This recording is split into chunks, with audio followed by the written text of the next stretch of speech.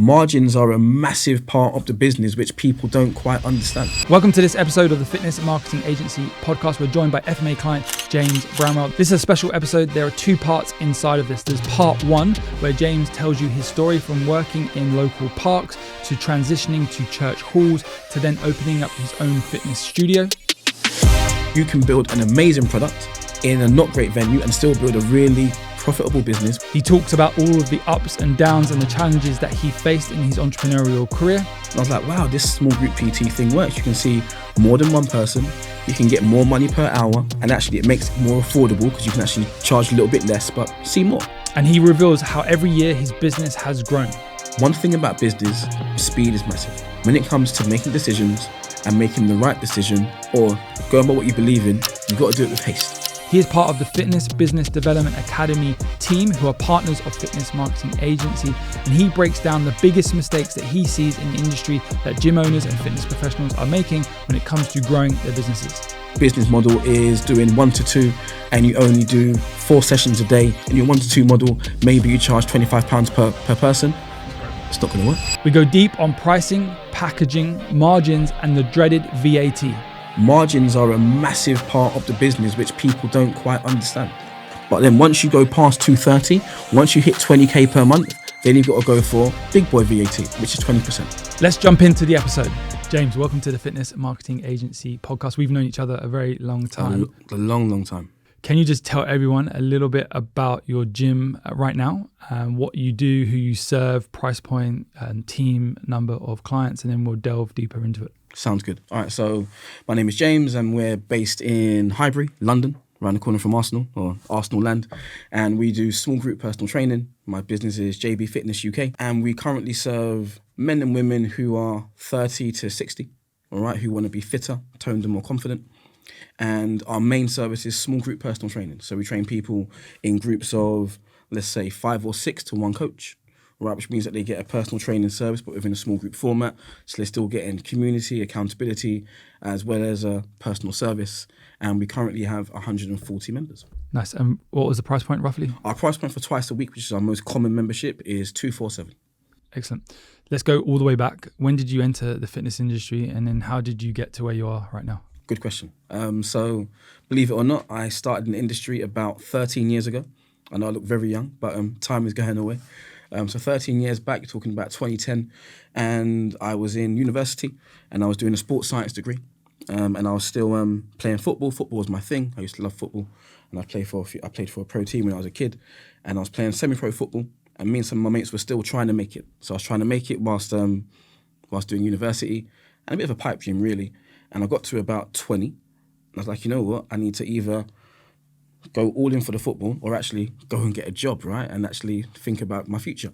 So I kind of canned the football a little bit, dropped a level, and was like, you know what, let's really go for it in the sports science degree. And what was quite interesting for me was that despite being in a sports science degree, that doesn't actually make you a qualified PT. You got to do it separately. So as I was finishing the degree, I booked myself onto a course and I went with Training Room, you might remember from way back when. And I did that in the summer of 2010. Did that in the summer. That was a 6-week course, and I did that once I'd finished my degree, and never looked back, right? And I started in LA Fitness, like a lot of us, LA Fitness, as a self-employed personal trainer. Walking the gym floor, talking to people, and it was quite daunting, right? It's quite daunting. In Highbury? No, so this was in Southgate. So at the time I'm still at home. I was a kid. I was living with my mum, and I was looking for gyms that were close to me, and the only gym that was close to me was Southgate. So Southgate, LA Fitness, and I did an interview, which I thought I did well on. I think they took in anybody anyway, if I'm honest with you, taking everybody. And from there I started in there. I think it must have been September of 2010. And then when did you transition and think, you know what, I'm going to leave the gym floor? Good question, man. So the first 2 years when I was down there, I thought pretty well. Built to about 25, 30, 35 hours a week of PT, and was doing about, say, 3-4K a month. I thought I was doing really well anyway. And before I did my own thing, I actually came together with another guy in the gym. So myself and another guy, a guy called Gavin, who you actually met, and we'll get into that, right? So myself and Gavin, we came together with a few other people, and we wanted to build something. So he had a brand called Focus Fitness, and initially we started doing something called corporate fitness training. So alongside our PT, we would go into the city and we would train people at their workplaces. So we'd find a gym close to their workplace. We'd go to places like Holborn, places like Cheapside, St. Paul's. We'd find a gym box or find a local gym, sort of deal out, get all the clients down there, get all of their actual staff down there. And our thing was to improve their productivity. So he had a few clients that were CEOs, and they were like, yeah, look, can you do what you do with me for our whole workforce? And that was really cool. So we were doing that for a couple of years, and that was really amazing alongside my PT. But for the company as it wasn't really bringing enough money in. So then we had the idea to become a training provider, and that was our big thing. And we both had a background in football, so we actually focused on helping ex-footballers to become personal trainers, because having been in the semi-pro world of football, generally speaking, in semi-pro football, you get paid for 9 or 10 months of the year, and then you have 3 months or so where you're not getting paid, right? And it's quite difficult where you're not getting paid, you're not sure about your next contract. If you're going to not make the playoffs, then the chairman or the gaffer might cut the budget and you stop getting paid, right? So it's quite tricky. And we found that having had a background in football, there was a really great relationship between the skills you do in football and the skills you do as a personal trainer. Great carryover. So we were like, you know what, let's actually help ex-footballers to do what we've done, to become footballers. So initially, we just targeted all the footballers, right? And there was something called a PFA, a PFA fund, where anybody who had been a pro footballer at some point, you would get a grant from the PFA to actually pay for your PT course. And it went really, really well. It went really, really well, right? And we were helping all these ex-footballers to become personal trainers. So I went from being a personal trainer myself to actually then becoming a tutor and an assessor. And that was really cool. And that was a similar sort of time to when we first met you, right? Which was probably 2013, 2014-ish, right? And I remember you came down to the office. Do you remember it? I do, yeah. You came to the office, and I remember you were like, look, you were saying to us that you want to help us to teach PTs how to become better business owners. And I think at the time you were a bit too cocky, if I'm honest with you. And we thought we knew everything. And we're like, whatever, it's all good. But little did I know that actually what you had in store for us was probably the best thing, if I'm honest with you. So we were doing that for a time, and it was going really well. And then we started to extend it to actually helping out people who were just from the general public and helping them to become personal trainers. And for me, it was great. So it was a great way to use my knowledge of being a PT. I was still doing a bit of mobile PT. So by that point, we'd left the gym. So I was doing some mobile PT, and we went to a smaller gym where we were doing a few bits and pieces. So I was doing that alongside actually teaching people as a tutor. And I'll probably say in that transition, that's where I went from being my first job as a freelance PT, and now I became a freelancer. So I was doing a little bit of teaching, a little bit of PT, a bit of this, a bit of that. And after about a year or so, I realised actually I wasn't quite sure if I was being fulfilled. Because I'm not sure if you remember on the 6-week PT course, towards the last week, you get to a point where you teach a business module, right? And in the business module, that's where you're helping the students to map out what they might want to do. And you speak about all the different options, speak about self-employed route, the employed route, working for a commercial gym, working for an independent gym. And this was a bit before online, but online would be an option as well.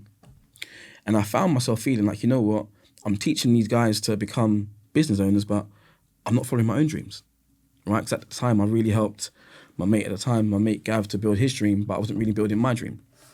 And my wife would always say to me, she said to me, James, look, are you building someone else's dream or are you building your dream, right? And it kind of struck a nerve, if I'm honest with you. And at the time, I came across Bedros Koulian, right?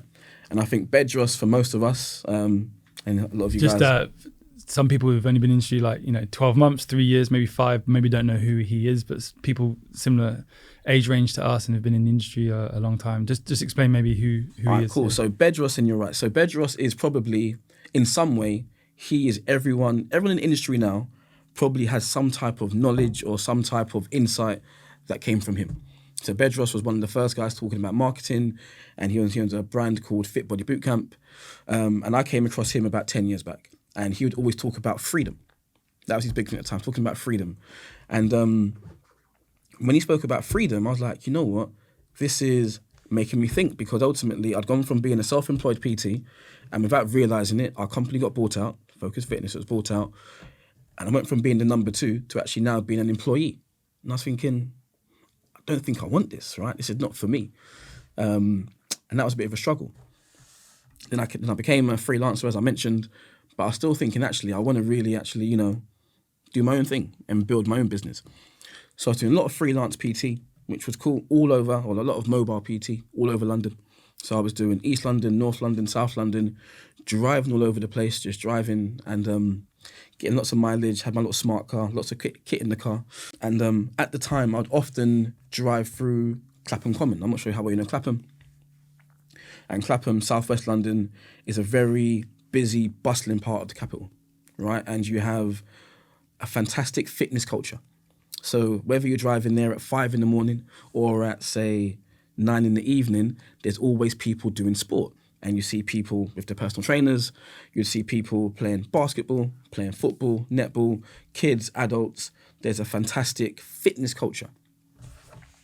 And I said to myself, if I can find that culture on the other side of the water, as in more East and North London, the other side of the Thames, then I'm all in.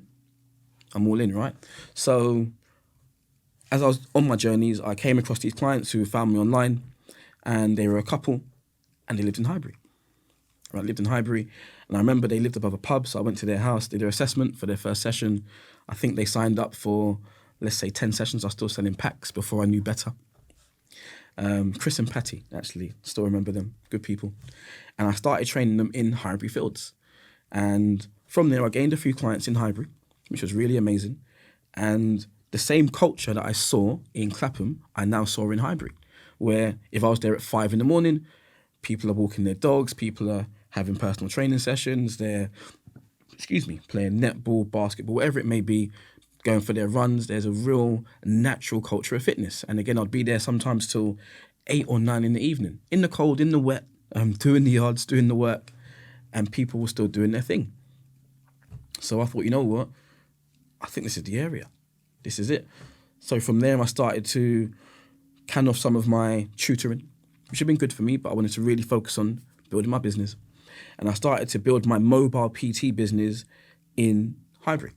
And that was about 2014. All outdoors in people's homes? All outdoors in people's homes. So driving, I had a little spot where I'd park the car and train people, let's say 3, 4, 5 hours back to back in one corner in Highbury. Then from there, put it back in the car, drive to someone's house, train them, go home for a few hours, sleep for a bit, come back out in the evening and go again, right? So I'd gone from doing all of London, and I started to really focus and centralise everything in Highbury.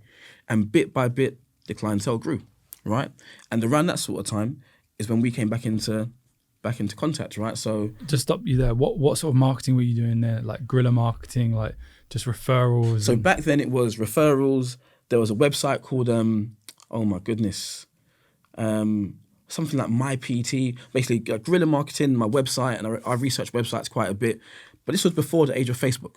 Before Facebook ads, before you could do that. And it's just really, sometimes you might see someone in the park, they ask you about PT, you get their number and you start talking to them. And it was really quite, I don't want to say archaic, but it was, right? It's quite archaic, what right? was you charging? 30? Back then, about 35, 40 quid an hour. Yeah. Right, that's what I was charging. And but thankfully it worked. And if there was one amazing part of that type of business model, well, the downside is you can't scale. That was the biggest issue, and that's why I changed it in time, because really to do it as more than one person, very difficult, too many variables. But the great thing was the overheads are really low. Low overheads is really just you're paying for your car and your petrol and your tax, and that's really it. Do you know what I mean? So for me, it was great. And in terms of compared to now, you couldn't grow as quickly because you are just picking up clients bit by bit. There was no guarantee of getting new clients, but it seemed to work. It seemed to work, right? So, yeah, around about end of 2014, previous company you worked for, I signed up for a workshop. Went to a workshop and I met Tom Jacobs for the first time, right? And I remember you were there and I met Andrew Wallace, and there was a coaching program, and I was like, I'm going to go for it, right? And the coaching program was about $2,000, which for me at the time was a lot of money. And I just recently got engaged to my now wife. So we'd got engaged in the July, and we were going to get married in the 2015 August. And in around December, whilst we're saving for our wedding, I was like, babes, I'm going to go spend $2,000 on this coaching thing, right? And at the time, coaching was quite taboo. Yeah. A lot of people didn't do it, right? Didn't really know about it. There was quite a lot of suspicion and like, is this the right thing to do? And I was convinced, I was like, you know what? I've got to do this because 2015, I've got to have a big year because we're going to get married. We've got to pay for our wedding. We had a dream about going to Hawaii. That was our big dream for our honeymoon. And I thought, you know what? I believe these are the guys that are going to take me forward. And just to give a bit of context, in that time, I think I had listened or watched probably every single podcast or every single webinar at the time. It wasn't podcasts, it was webinars. Every single webinar that you guys had done, I'd watched that probably 10 times over. Every single success story, I'd pull it in the car, pull it through my Bluetooth in the car. Every time I'd be in between clients, getting myself warm, I'd be watching it thinking, are these guys for real? So I did my due diligence, I did my research, went to this workshop. And I remember after the workshop, we actually went to Maxine's studio. Went out afterwards, Maxine Hayes, good friend of mine, went to her studio. And I was like, wow, I've got to do it. I've got to do it, right? So jumped on the course. I started at the start of 2015. And to be honest, that course was life-changing. It was life-changing. It taught me how to sell. It taught me a lot about marketing, about the principles of marketing. So even though it was before Facebook ads, as you know much better than me, the principles of marketing never change. Yeah. Right, so it taught me about how to market, taught me how to sell, taught me about how to price up my pricing and packaging, how to sell properly, rather than doing monthly package, rather than doing 10 packs and 20 packs to sell. Still goes on this day and age. It blows my mind. And actually going back to what you said earlier about you charging like 35, 40 quid, it still blows my mind that people still charge that now. Yeah. And that you're charging that in central London, which is going to obviously be more expensive than most areas, but like 12, 13 years later, people were still charging that. They're still doing 10 packs. And it's like their thought process around their pricing and their business model is like stuck in like dinosaur, like 1,000,000%. Dark ages. And it's like, you need to, this is why the fitness industry versus other industries like chiro, osteo, like physio, we need to be on the same level, but we don't do ourselves any favors because we're not charging ourselves out at the same level, and the way we're running our business is not at the same level in some cases, right? So it's crazy. So sorry, I interrupted you there. But you're spot on though. The thing is, I think one of our weaknesses in our industry is about education, and we're not really educated. Firstly, we don't understand the power of what we do, and what we do is literally changing people's lives. And the reason why I am a career professional in this industry, and I'll do it for the rest of my life, is because I really believe in what we do. Right, we actually have the power and we have the blessing to impact people's lives tenfold, to reverse diseases. I've had clients who've reversed their diabetes, they've beaten cancer, they've gone through surgeries, they've improved their mental health. The success stories are tenfold. And we actually probably save the NHS more headache. The NHS are going through a really tough time. But by what we do, we help keep people out of the NHS, right? So you're right, what we do is remarkable. But I don't think we understand the power and the responsibility we have. But also the industry doesn't understand marketing and sales, which is a crucial element to get yourself out to the masses, to get get attention in the news feed, to get people to click, opt in and inquire. Let's go back to, I interrupted you, you're midway through that story. So you saw Maxine's studio. Saw Maxine's studio. Who's been on the podcast, who's an FMA client. And you were super inspired, right? 100%, 100%. And Max is now she's now a teammate. We work together at FBDA as business coaches. We'll come on to that. We'll come into that. But you had one big problem. You're in central London. Lack of commercial space. That's right. Or there is commercial space. Too expensive. Ridiculous. Too expensive. You're spot on. So, and this is a great way to go. So you're right. So saw Max's place, jumped on with these guys, and they taught me and it blew my mind. Taught me how to sell, to market, pricing and packaging. And literally from that January, I got my first client in. She was about to get married. I sold her on a 6-month package at about 500 quid a month. And I was like, oh my gosh, this works. And she was up for it. She did it. She set up a direct debit over the phone. And I was like, wow, this works. And that year was my best year ever. And to this day, actually, I'm really fortunate, really blessed that every single year in business, the business has grown by profit, by revenue, and by number of clients every single year. And that continued, right? So I was doing this thing and getting loads of clients and doing this mobile PT. But the issue when you're a one-on-one PT, the tough part about scaling is that you're limited by how many hours you've got. And most people want to train before work. They want to train at 6, 7, 8, 9. And they want to train after work, 6, 7, 8, 9 in the evening as well, right? So if you're seeing you're maxing out 8, 9, 10 clients a day, that's really it. You can't see any more. And that was my issue, right? And being a part of this organization, at the time, everybody said, get your studio. Go and find a studio. That was seen as the only way to grow your business. Go and get a studio. And I was like, cool. I'm trying to find a studio. I couldn't find anything. 10K a month. Mate, literally, couldn't find anything, right? Anything I saw, as you said, 10, 15, 20K a month, doesn't make sense. The numbers don't work. And back then it was harder to secure a lease because of 100%. the D1, D2 listing. Exactly, and that's the thing. So even there's one that I found, and I went to Islington and I tried to get D2 change of use. And it was a nightmare. I spent over $1,000 at the start just doing the research, and they didn't get back to me, didn't go through. Tried to get another one. Landlord said, actually, no, we don't want you in. We're not interested in having a fitness studio in our place. So I was a little bit stuck. So at this point now, I've gone on my honeymoon. So actually, just to bring it back around, had a good year, had a great wedding. We managed to afford to go to Hawaii, which was amazing. Nice. And that was my first time going on holiday, being a business owner and not worrying. So it was fantastic. And actually, to say that was my transition of going from a freelancer to now thinking like a business owner. And that mentality for me was massive, right? To change my headspace to now, don't think about trying to get little jobs here and there. Let's focus on one thing and really go for it. And then towards the end of 2015, by this point, I'd started getting a bit of coaching by Nikki. And just for context, who's Nikki? So Nikki Segal. Nikki is the owner of FBDA. This episode is brought to you by the Fitness Business Development Academy. Are you running your fitness business, or is your fitness business running you? Are you frustrated that with all the effort you're making within your business every single day, at the end of the month, you're still not making as much profit than you'd like to? If so, the FBDA are the guys for you. These are some of the best business coaches within the fitness industry and have personally helped many of our clients here at Fitness Marketing Agency. If you want to find out how you can go from frustrated and stuck to clear and have clarity and more profit in your fitness business, these are the guys for you. If you want to find out more and book a free strategy call, all you need to do is go to www.thefbda.com. Fitness Development Academy, FBDA. And he worked for this other company as well, where we all met. And he actually, I only very briefly came across him at an event. There was like a hot desk.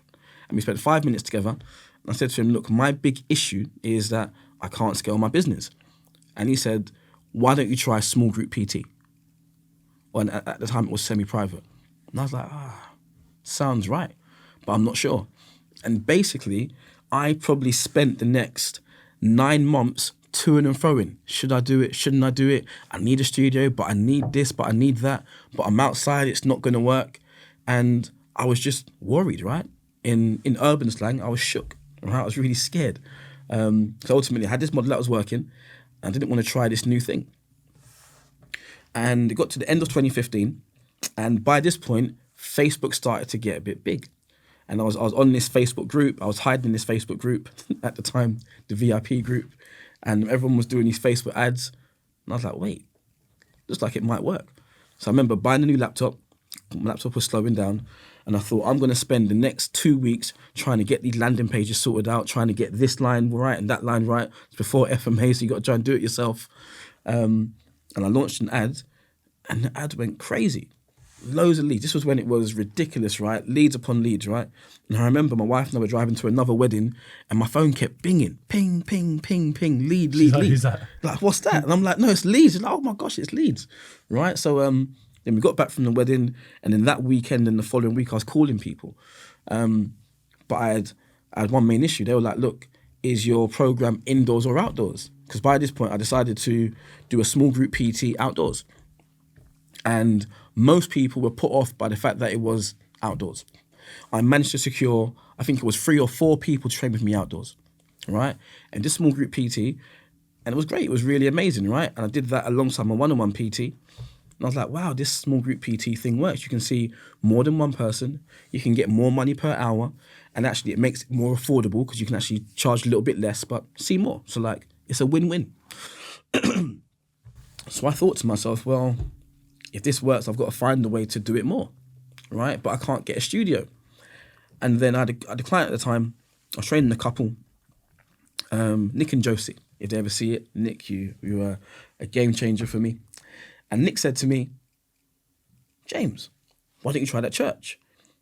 And this church was literally about a 200-meter walk from where we train outside by the tennis courts. I was like, good idea. So I emailed the church at the end of 2015, and they were like, yeah, of course, come down. We've got someone doing a bit of yoga. You can start here on a Monday and a Friday. And I was like, cool. So I went down there, brought my kit, and I was like, great, I'm going to do this small group PT, 5 people at a time, on a Monday and a Friday. Sent a few emails out, managed to get a few people going, started doing a bit of Facebook ads, and Monday and the Friday then became Monday, Wednesday, Friday. And then bit by bit, it became Monday, Wednesday, Thursday, Friday. Then we had the Tuesday, and it started to get a bit of traction, right? It started to get a bit of traction. We'll throw some pictures or video if we have any of the location you was in. But can you just describe it as so everyone listening, or if people are watching this, we'll try and get some footage of it. Yeah, of course. What was it like? Like what religion? What church was it? So it's a Christian church, Church of England. Big, massive church, beautiful on the outside. Probably not the best looking on the inside. It was just a room in the church. It's called their fellowship room. It was carpet on the floor. They had pillars, and they had lots of like paraphernalia on the wall, like different leaflets and whatnot on the wall. But for me, it was like heaven. I was like, wow, we've got an indoor space, right? So what would you do? Just like wheel your kit in? I'd wheel all my kit in. So initially, I would get my kit in the car and spend half an hour unloading the kit. Get it all out, train people, do 2 or 3 sessions, and then get the kit back in, pull it in the car, drive around the corner, and then carry on doing my sessions outside. Because at the time, the way that I sold it was, I said, you know what? I want to do stuff off-peak. So I want to train before 9. So if I can have access to your church before 9 to train people, I can pay you guys money for time when the place would be empty. And they were like, yeah, great. So for them, it was a win. And for me, it was a win. And it was a great way to start. And with my small group PT, I started at a ratio of 1-4. So it was one coach, 4 people. And it was going all right. It was going well. It was a great way to grow the business. And in that time, I hired my first staff member, 2016, and we started to grow and develop. And it was going well. And I remember at the time, Nikki said to me, you can definitely train more people in this space. And I was like, that's interesting.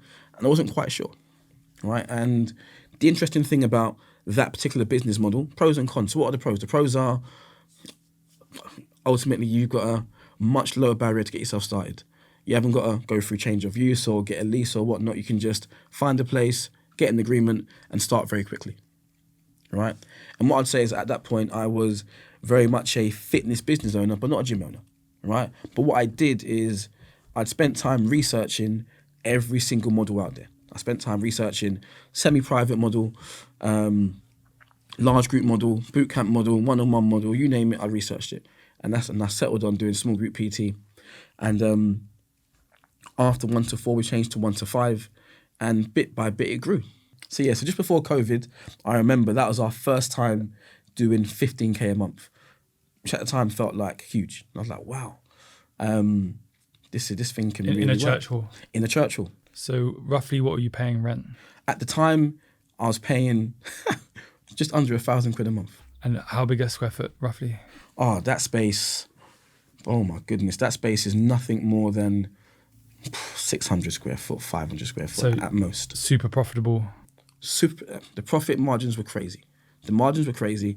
And if I'm honest, that's how I learned about making sure that your business model works for you. Because the margins were great. The margins were great for me. It meant that I could pay my staff properly. And it meant that I could fulfill the primary objective of business, which is to serve the business owner. Because I think sometimes we forget that your business initially should serve the owner. And then when you're happier and when you're in a better place, then you can be a better business owner. Because way too often it's too much focus on the customer. 100%. Doing what's best for them. But what ends up happening is the business owner doesn't do what's best for them, and then they burn out or they go broke. Exactly. Right? So really profitable. And by this point, I'm kind of going in and out. By this point, we were working out of 2 places. I had a church and I had a school. And it was going really well. And I was super excited. And I couldn't believe that we'd got to around 200K, right? Which was crazy numbers for being in the church. And then COVID hit. And as you know, COVID for all of us was a pretty scary time. And it was quite ironic for me because literally the month before COVID, I'd had our best month ever. And I was like, oh my gosh, this is really flying. I had 2 staff members and I was over the moon. But COVID hit. And I was like, wow, like, what do I do now? And I remember we transitioned to outside before they announced the lockdown, doing a bit of outdoor PT because we were used to it. And even when we're doing outdoor PT, there were a few looks from people and it felt tricky. It felt tough. It felt like people were judging you. So I remember over that weekend, I made a choice to say, you know what, the next Monday will be our last outdoor session and we're going to transition to do online PT on the Tuesday. And we had a team meeting. We spoke about how we're going to do online. And by this point, I'd started doing a bit of business coaching. So I was quite familiar with Zoom. And then funny enough, that evening, lockdown was announced, which was crazy. So lockdown was announced on the Monday evening. And by the Tuesday morning, we were online. We were online and we were delivering our service. And I'd say lockdown was probably the most scariest time as a business owner. And what was tough for us was that at the time there was lots of grants, lots of help from the government. But I was unfortunate where I was a limited company, which meant that I couldn't get the self-employed loan or the self-employed grant. But equally, because I was renting my space, I couldn't get the handout for having your own space. The 10K so for everyone outside of the UK government gave anyone with a lease 10K. That's right. Free. Just like that. It was completely free, right? That's right. Yeah, just like that. Yeah. Just like and that. Very just quickly. bang. I remember doing it for us, FMA, and we got 10K within like 48 hours of just applying like that. for it. It was crazy, right? It was crazy. So money was flying about.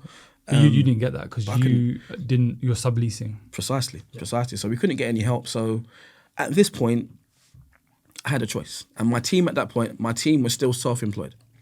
They're making good money, but still self-employed. So I had a choice.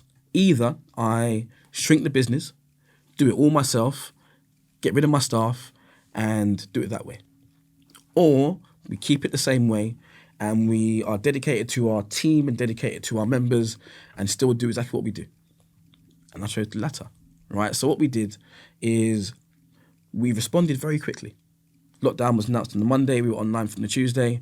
On that week, we said to everybody, come to the church, come and get some kit for yourself so you can train at home. Because by that point, all kit everywhere was sold out. Gave all of our kit away. And I kept my team working. And actually, in that time, my team made more money actually from lockdown than pre-lockdown because there were more sessions, right? And lockdown went from being a really crazy time and a scary time. And I don't think it ever stopped being scary to an extent, but it was, again, a really profitable time. I wasn't paying the church. And at that time, we actually kept, I'd probably say, about 85% of our clients stayed. And 1 or 2 got worried. And I said, don't worry, it'll be all right. And actually, for a lot of them, they said, you know what, James, we need something that will make life feel normal. We need normality. We need that routine. And actually, more than anything, I think we sometimes forget how much people crave routine, how much they crave structure. And we were a lifeline for them. So we were a lifeline. And it was like, yeah, it was great. So we did it from home. And that was amazing. And then as time allowed, lockdown calmed down. We had a bit of inside, outside, a bit of the church. And then once lockdown was relaxed, we continued to grow and take it from there. And then obviously came out of lockdowns, COVIDs, heading into 2022. Mm-hmm. What happened in the business and what was the transition? Cool. So around about 2022, we grew the team. So we grew our team from there. And actually from probably around about 2021, just after COVID, I started to employ my team.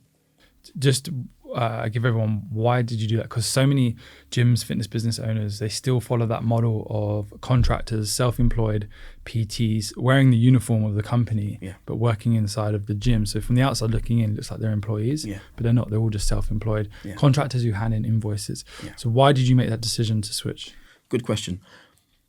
Ultimately, for me, it was about giving them security. That's what it was about. And I remember taking a step back. I remember some years before, when I had self-employed PTs, I had one girl working for me and she was like, you know what, James, I love the company. I love what you stand for, but I need more hours. And I was like, I haven't got any more to give you. So she had to do stuff with us, do a bit of moonlighting somewhere else, and actually it burnt her out. And at that stage there, I realised actually I need to now start building a business, not just for me, but for others as well. At the time, I built the business around me, which meant that we had like 2 or 3 small group sessions in the morning, 2 or 3 in the evening, a couple of PT. It was a great lifestyle for me, great profit, but it wasn't big enough for staff. So we started to build it out, offer more times and whatnot. And then I had these great staff members who were really good and they wanted more. I was like, you know what? I want to give them more. So my thing was, if I can offer them security, if they can get something where they can build their dreams, then they can help me build my dreams. And really that's the transfer. Ultimately, if I help them build their dreams, they'll help me build my dream, then everyone wins, right? And we always talk about that whole triple win scenario where the business has got to win, the staff have got to win, and the members have got to win. Everyone's got to win. So from there, we started to employ people. And also it meant that it made our business so much more attractive. So it meant we can actually attract better talent and retain better At this talent. point, what revenue were you roughly at? So 2022, oh goodness. I'm trying to think now. Or 2021, we're in about 25-ish K. And you are probably sitting at 33% profit margins. No, yes. Yeah, ultimately. So we always speak about having 33% between your We'll come on to that in a minute. OC, NP. So yeah, about that. And you can explain that in a minute, but the profit margins will give or take, what, 30%? Yeah, about that. Cool. So 25K rev, 30% profit margins, team employed. Yeah. What were you doing in the business 21, 22? At that time, really, it was managing the team. Managing the team, I still enjoyed coaching. So I still enjoyed coaching people, but I had to now start transitioning into more team management and leadership and helping them to be the best they can be and teaching them what I know and teaching them the system and ensuring the system was doing what it should be doing, but also taking more focus on sales and marketing. Did you ever have a mindset of, I'm James Bramwell, I'm the owner of the business, everyone comes here because of me? Quite the opposite. Ultimately, I always say, right, you're only as strong as your team. So I can only go so far by myself. But for the goals that I've got, I can't do it by myself. I need people with me. So it's not about me, it's about us. Well, on that note, I don't know of any successful, high-achieving business that has no team. Exactly. And it's so important. It's impossible to get to the lofty goals that we have doing it by yourself. Completely. So fast forward into this year, 2023, business still continues to grow, but you made a decision to switch. Yes. Just explain that. Yeah, so 2023, again, another good year, doing really well. And we're doing our church model. And for the last couple of years, and just again to bring context, one of the biggest downsides about having a church model is it's difficult to scale, right? Because your capacity is always restricted by the fact that you've not got enough time to do your sessions.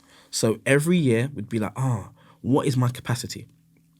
And that's why probably compared to other business owners, I'm so conscious of what's your capacity. Well, it's a good point actually, because there's so many people out there at the moment who run this very similar business model to what you used to do, where they rent space in a church hall, in a rugby club, football club, wherever, or they're outdoors and doing boot camps. Yeah. But they're limited because of the timetable of that said venue that they're hiring, or because of the nature of dark, light, wet, cold. That's right. And it's like, look, if you just took what you know already and wrap everything into a physical location, you're going to explode this. And 100%. But I think people are held back from doing it for various reasons. And all I would urge, I've never seen anyone who's had a boot camp outdoors or who has rented, subleased space inside of a village hall or a church hall, who's then gone into their own space. And I've never seen anyone who's done that and regretted it. Yeah. Because it's only beneficial for them and the business. 100%. And that's what's happened to you, right? 1,000,000%. And I'd always said I would only go and get my own space if it made sense. Financially. Had to make sense. The numbers had to stack up.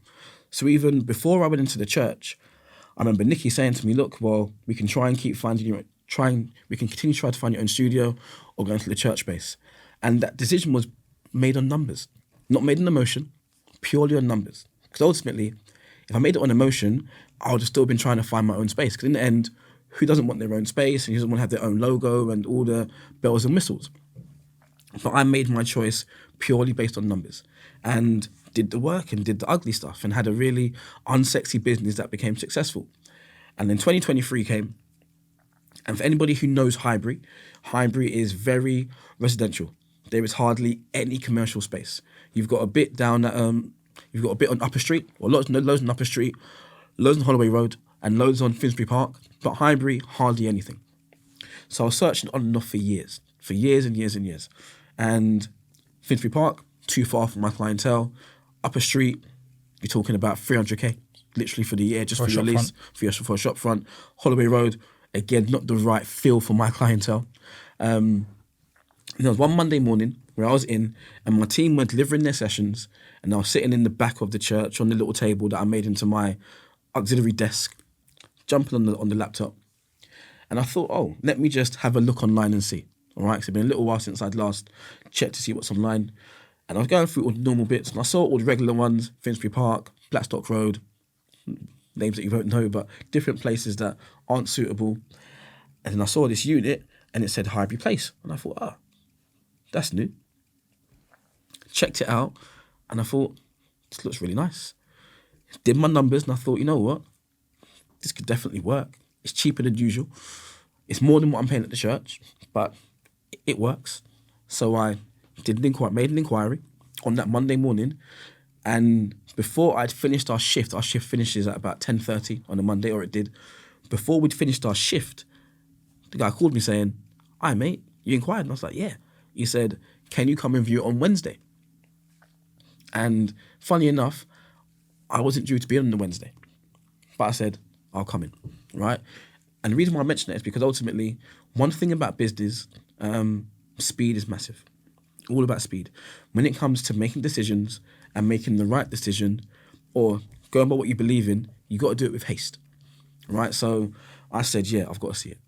So I arranged to come in that Wednesday evening. I went to go see it and I was like, and so parked my car up by the church and I walked down and it was literally a 6-minute walk from the actual church. And I thought, oh my gosh, it's really close. Because again, my big thing was if I move, I've got to move in a way which is still going to work for my current clientele. Because at the church, we'd built a really good ecosystem. Everyone knew us. We had a really good reputation. And in Highbury, everyone knows about us as the main personal training offering in the area, right? So we've got a really good offering. So my thing was, it's got to work. 5-minute walk. I went inside and I was like, oh my gosh, I think this might be it. And if I'm honest, I was a little bit overwhelmed. I couldn't believe it that we finally might have found our space. And initially I said to him, look, we're going to maybe be a physiotherapist. Because I was a bit worried about if I said we're a personal training studio, that he might say it can't work. And then by the end of our first meeting, I said, actually, no, look, we're personal trainers. And he said, yeah, it's cool. I was thinking, are you sure? And if I'm honest with you, I was still waiting for the catch. I was thinking, sure, this can't be right. Went back to the church and I saw one of my longest standing members.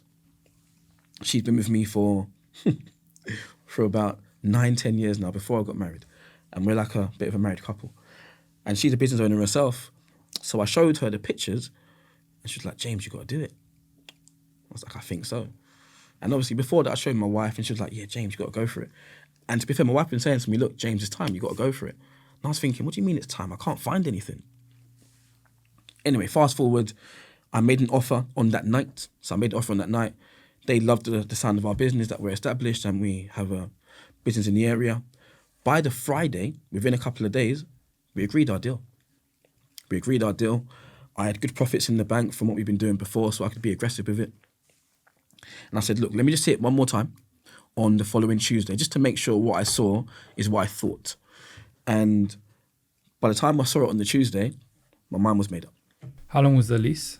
10-year lease. Was there a break in it?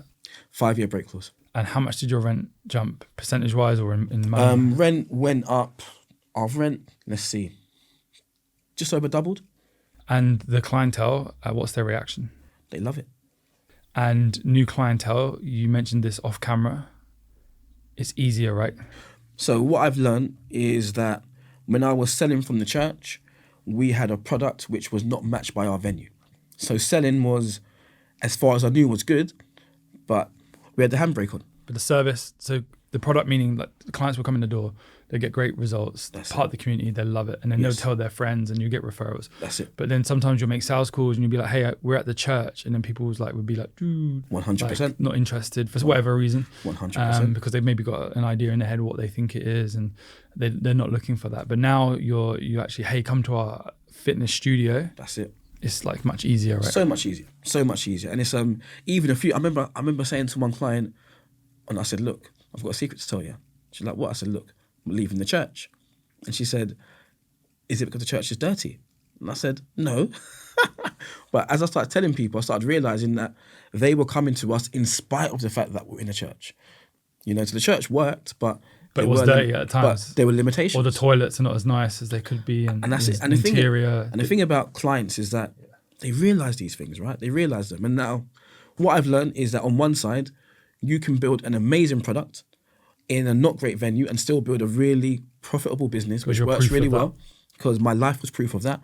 But equally, when you get a good venue which matches your product, then that can take it to the whole next level as well. So now, as you mentioned, as you asked, selling is so much easier. And actually, selling almost feels too easy because people just like, yeah, cool, no problem. They buy it, no issues, and it's really going well. Business is doing 6 figures plus.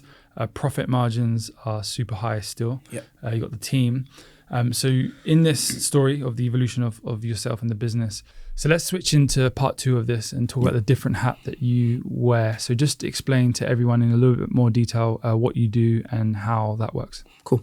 So I am a business performance coach for the FBDA.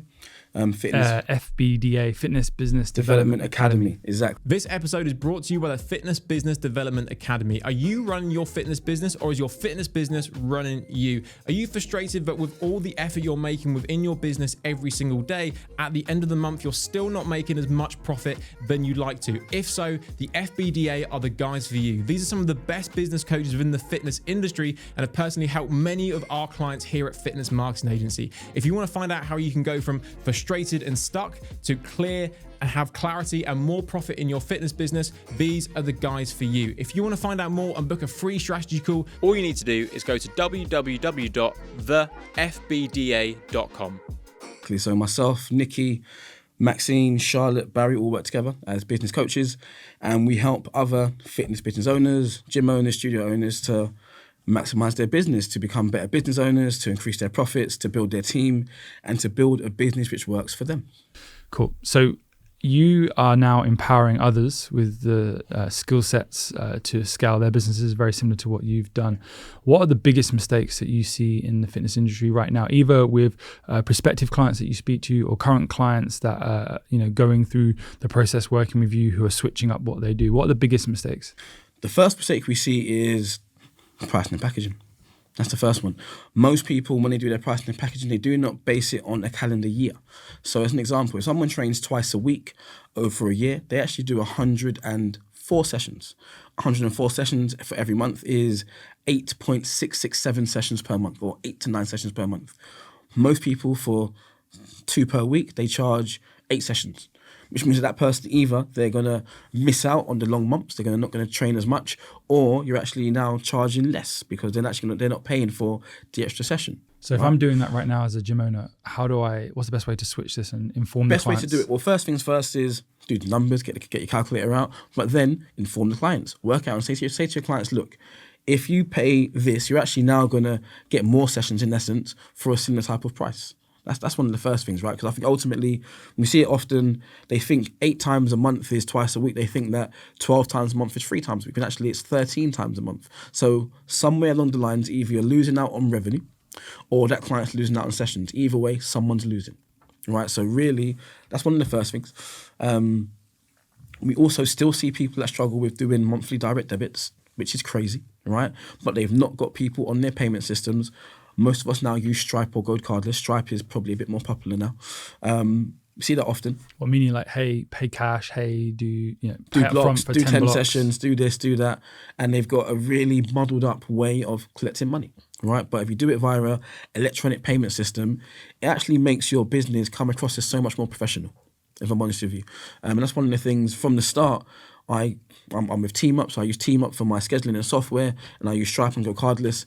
It just makes the way that people communicate with your business so much more differently. They see it as a real business as opposed to this is the personal trainer from around the corner who I pay when I want and I leave when I want. You know? Nice. Number three? Number three is not having the right business model for the goals you set for your life and your own personal life, right? And I think often people have a business model which is not well suited for what they're trying to achieve, you know? Give me an example. So as an example, if you have a desire to go and make 100K a year, six-figure business, which is £8,333 a month, but then your business model is doing 1 to 2 and you only do 4 sessions a day, and at your 1 to 2 model, maybe you charge £25 per person. It's broken. It's not going to work. So what you're saying basically is the business owner needs to decide how much money they want to take home as a personal salary first. Yes. And engineer everything back off of that. 100%. You've got to reverse engineer the goals of the business around what you desire to make and also what you're then going to pay your team as well, right? So if we dig into that one, as you've heard me speak about before, margins are a massive part of the business which people don't quite understand, right? So let's do the maths and use this as an example. So let's imagine that I've built up my gym, it's doing well, I've worked myself out of it. I'm at 4K a month, take home salary. I could take more out of the business, but I've capped it at 4 because my mortgage is 1. Yeah. Food activities with the kids is 1. Yeah. I put 500 quid into savings. I'm left with a little bit there to put into 2-3 holidays a year, whatever it may be, and other expenses. But I have aspiration to double my salary. Yeah. What would be your advice to me? And I'm sure everyone watching this has aspirations to double their salary, but they might be thinking to themselves, that's so far off the Richter scale, that's not even possible. What would be your advice? How would you coach them to do that? Well, the first thing we'd do is we would do a thorough analysis of their business model. We'd work out how many sessions per week are you offering? How many people do you see for each and every session? What is the average cost that people are paying? And does that model allow you to reach the overall revenue goal, which will allow you to both double your personal salary whilst also paying your staff what they need to get to service those clients? So what you're saying ultimately is a lot of businesses come to you with very mixed business models. 100%. And it doesn't serve them as the business owner. It creates chaos in their life. It creates a lot of stress. They're not making the money that they want to do. And with a few tweaks, it can change very quickly. 100%. And people don't realize that all those variables count. So the variables of how often are people training per week to how many people are you seeing per session? That is probably one of the most important variables people don't realize.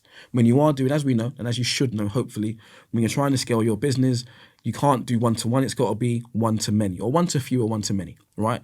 But people don't realize that every person you can or can't fit in actually makes a massive difference to your bottom line. If we think about other businesses, right? Let's think about restaurants.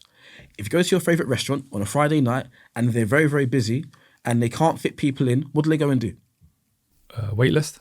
Or even before that, they'll go and find a table around the corner and squeeze more people in. They're like, you know what? This is our busiest time. We've got to maximize it. Every single square meter counts, right? When we Rather go than a Monday night when it's empty because no one wants to go out. Exactly. And what we see with a lot of our people that we coach, and when they come to us, they're not maximizing their business model, or maximizing their space. So you might go into their space and they're training 6 people, but they can comfortably fit in 10 people. So it's like, well, maybe you need to now rejig your business model to match the goals that you've got. Why is that? Because it's been ingrained in them. Oh no, we're a 1-to-6 facility. We couldn't possibly go to 10. It would upset too many people. Precisely. Oh, but on the flip side of that, I'm not making the money that I want. I'm unhappy in my business. And, my energy and passion for this is slowly dying. 100%. And even more so, they could go from 1-to-6 to 2-to-10. And at 2-to-10, you're now seeing 1-to-5. So you're still maintaining your personal integrity of how many people you're seeing. But at the same time, you're now increasing how much money you can make per hour, per client, per session, which is a game changer. Let's switch. You mentioned it in your story, profit margins. Mm-hmm. It's a word, you'll see across like Facebook ads from so-called coaches, mentors, consultants, agencies, gurus, 6-figure business, this, but what you never see is them talk about profit margins. That's right. And I think it's because a lot of these so-called experts don't even know their own profit margins. That's right. So what is the advice that yourself and FBDA give around profit margins? So first things first, what we actually recommend is we go for a 4-4-2 business model. So we say that your staff expenses should never exceed 40% of your revenue. So let's make it easy numbers. Let's say you're making 10K, right? And let's imagine that you're not doing flat rate VAT at 10K, just to make it easy. So you're making 10K. No more than 40% should be from your staff expenses. No more, and that should include a bit of your own expenses, actually, a bit of your own salary. No more than 40 should be of your OPEX, your operating expenses, and at least 20% should be for net profit, right? And between your net profit and your owner's comp, which comes a little bit from your staff expenses, really we're aiming for 33%. So for every 10K, there should be 33%, which goes towards net profit and owner's comp. And then it's up to you as the owner how much you pull out of that business, depending on your tax or what you need for your family or 100%. So on. And then as you scale the business, it still stays at 33%. You've got to maintain it. And it's not easy, but you've got to maintain it. And these are the rules that you set, because that way, that allows you to actually, growth always costs money, as we know. When you're growing a business, it costs money. But if you do it that way, it means you're always going to be in a place where you're operating not out of fear, but with a growth mindset. And you do it in a way where you can actually afford to take advantage of opportunities, to push your business, to grow or invest in your business, or to invest in your team. I think the biggest thing to take away from this segment is, first of all, do you know your profit margins? Secondly, where are they at percent-wise?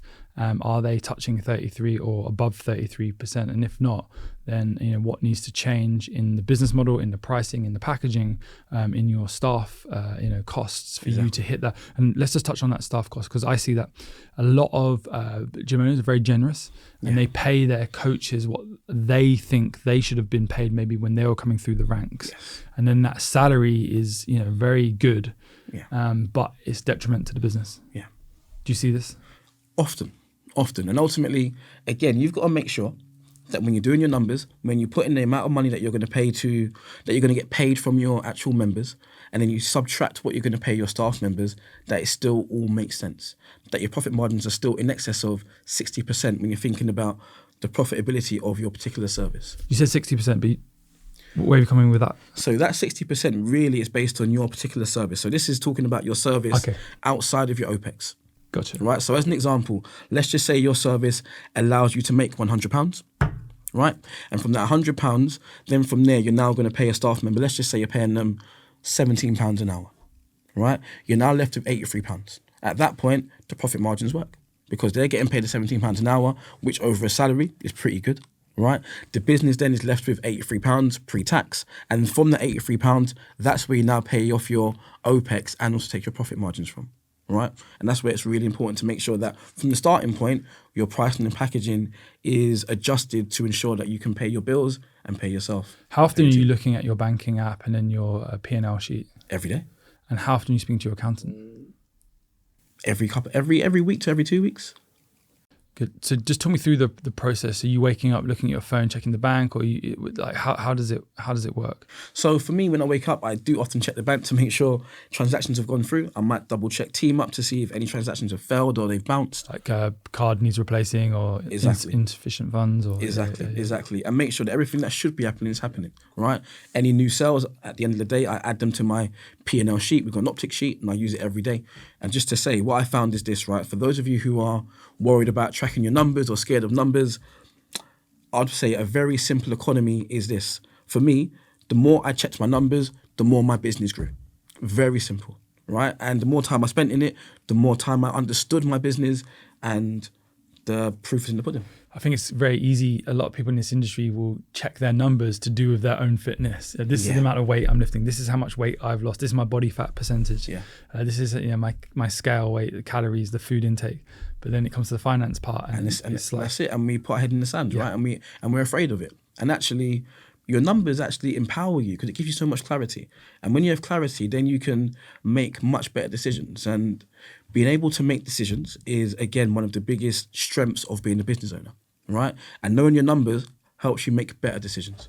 What are you doing with the profit that you're making in the business? Are you just keeping it in the bank for a rainy day, or you invest in it? What's your plan? So currently, I've got investment strategies. So real estate, property.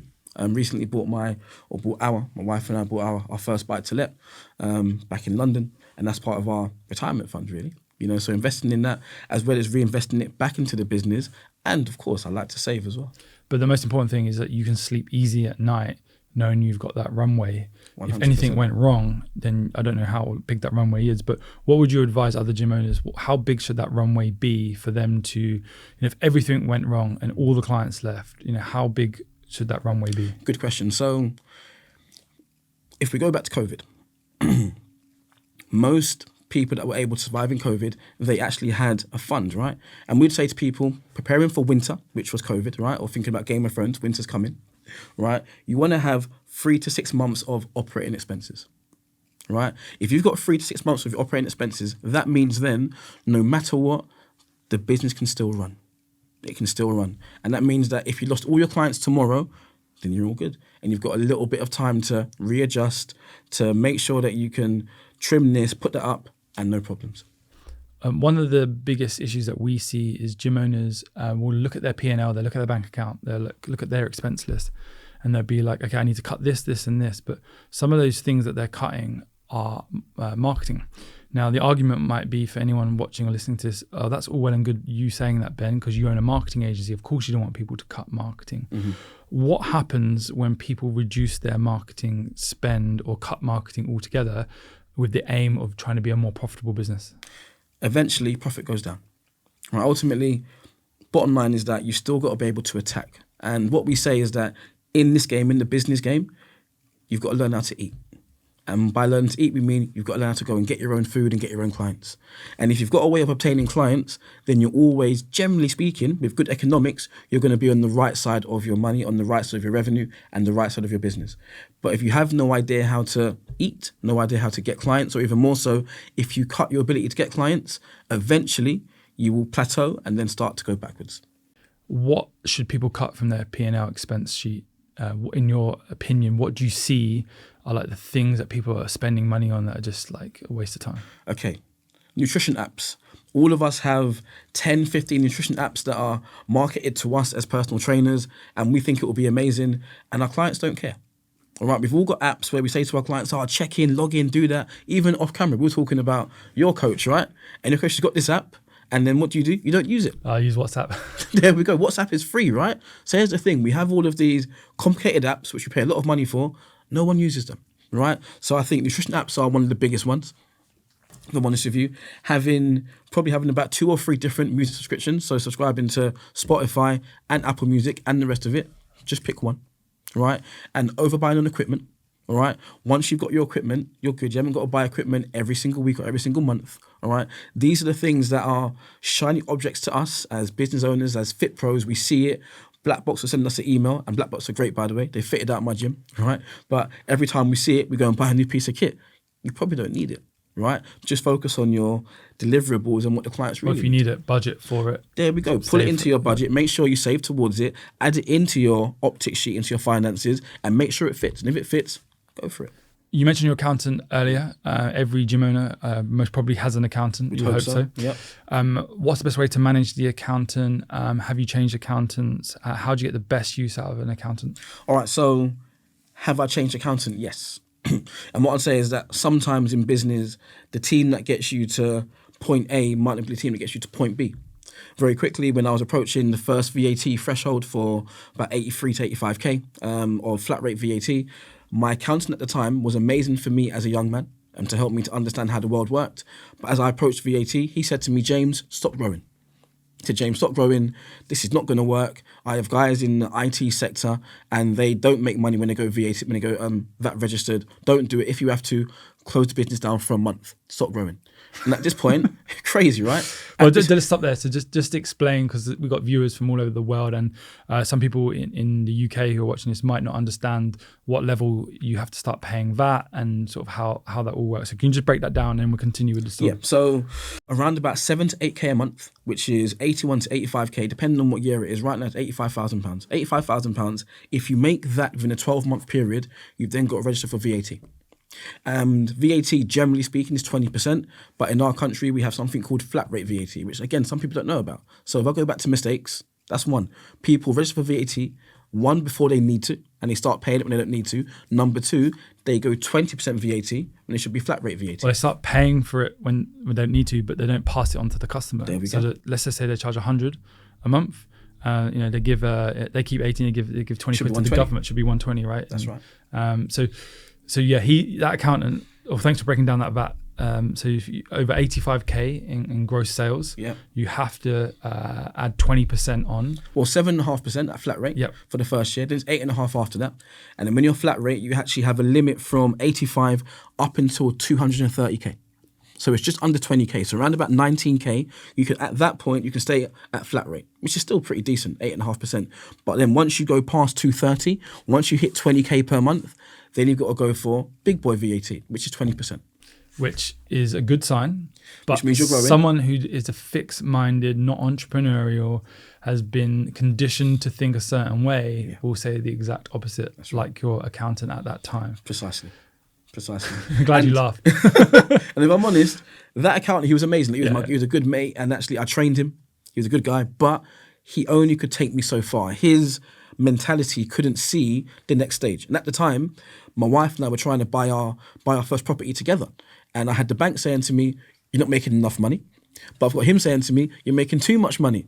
Complete conundrum, right? So I had to upgrade my team. So going back to your first question, have I changed accountants? Yes. My accountants now, what are they like? They're really good. We communicate pretty much every couple of weeks. They do my bookkeeping and my accountancy, and they do my payroll and my pensions. So I speak to the payroll team every single month. I speak to the main accountant every couple of weeks, speak to the bookkeepers every month as well. And they do my VAT returns. Everything is done. I pay them monthly, and it's really good. It works well. Have you trained them? Because my experience with some accountants, bookkeepers, is they can really get lazy. Yeah. And they'll only be reactive when you ask them for a call or email, or if you call them up sporadically. So how have you trained your finance team to help you? Good question. I let them know that ultimately I want to know information before it's a problem. So when we first got together, actually, the person who handled me at the time, I had my first corporation tax bill. And my corp tax is generally due around about end of October, start of November. And I remember he told me my corp tax bill literally with about 10 days to spare. I hate that. I've been there. And it was awful, That's right? terrible. It put me into an awful, crazy panic, right? And my corp tax bill at the time was probably about 15k. A lot of money, right? Thankfully, I'd been saved and putting aside, so I had the money. But someone to tell you that you got to pay 15k in 10 days, it puts the frights into you, right? So I said to them, look, ultimately, I never want to be in that position again. We use Xero. Everything is there. I want to know my corp tax bill 5 or 6 months in advance. And lo and behold, now they do that. Same with my personal tax, they'll let me know 3 or 4 months in advance. So all of my main taxes, because the information is there, because they've got just the software to do it, they tell me in advance. They let me know, James, you know what? This will be your liability coming up. Any questions, let us know. And that means that we work so much more in sync. Biggest takeaway here, if you know, and you will know in your gut, if your accountant team isn't working for you, have an adult conversation, break up with them, find someone else. 100. Don't be afraid to upgrade your team.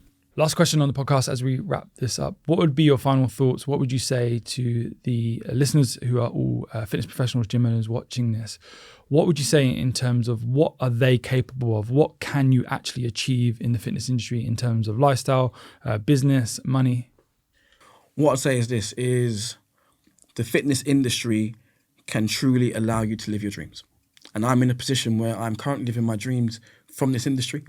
And actually, the biggest thing for me at the start was when I first started 13 years back, I love what I'm doing, I'm training people, but actually, can I be like these special guys that are doing 6 figures? And I saw these guys doing 6 figures and I thought, they look different to me, I'm not like them, can I make it? And in time I realized actually, they're just like me, I can do it. I can do it right with the right guidance, with the right understanding, with people believing in me and believing in myself, it's all achievable. So I'd say to all of you guys out there, believe in yourself, commit to the process, find someone who's done it before, and they will tell you how to do it. And then from there, anything and everything is possible. Stop trying to figure it out on your own and wearing that Superman cape that Exactly. you know everything. You said it at the start of the conversation where when we first met, you and Jamie, Not Gavin. sorry, we're naive 100%. to potentially getting help and the potential of what's possible. And there's levels to this game, right? And it's, to get to the next level, you got two options: grit and hard work, which all of us have, and the entrepreneurial spirit. But that it only get you so far. And then to get to that next level, it's when you have the conversations, when you meet with people that have done it and walked that road in front of you, who open up the doors quicker for you to move up to the next level. And that's right. And they time collapse your progress. Ultimately, you can do it by yourself. They time collapse your progress. You can do it by yourself and try to work it out. But if you listen to the right people, find the right mentors, ultimately my success is a product of, yes, hard work and doing it and 10 years hard graft and whatnot, but actually from finding the right people who showed me the right pathway and helped me to get there a bit more quickly. Find the right coaches, find the right mentors, listen to them, take their advice, and then from there, anything is possible. For me, there's way too many broken business models in this industry. There's way too many gym owners, fitness professionals not getting paid the money that they deserve. Yeah. And it's upsetting, because if they had a business model that was working, they'll get the money that they need. And then from that, they'll be able to impact more people to change their lives. And that's what it's about. So marketing and sales can only get you so far. But if you've got this broken business model where the economics don't work, then it's, you're never going to succeed. Doesn't matter how good the marketing and sales is. And that's why it's so crucial for the industry to not be fixed-minded. What you've achieved working in a church hall that, from what you've described, a little bit run down, a little bit grubby, and still able to have a very profitable business, and transitioning to this studio, you're impacting more people, but it comes back to you getting what you want from your business. Right. You're not coaching all the time. You have the freedom to travel and so on. And at the end of the day, every single week, every single month, your bank accounts are growing as well. So, that's right. And from this, you're able to help more people, which is what it's about. And that's the biggest thing. You can help so much more people if you commit to the process, listen to the right people, and believe in what's possible. Because if you're broke, it's extremely tough, and you don't end up helping anyone, right? That's it. That's it. Thank you for coming on the FMA podcast. Pleasure. I really appreciate it, and can't wait to see future success. Nice. Cheers, Ben. Thanks for listening to the Fitness Marketing Agency podcast. If you enjoyed it, make sure to subscribe so you can catch future episodes.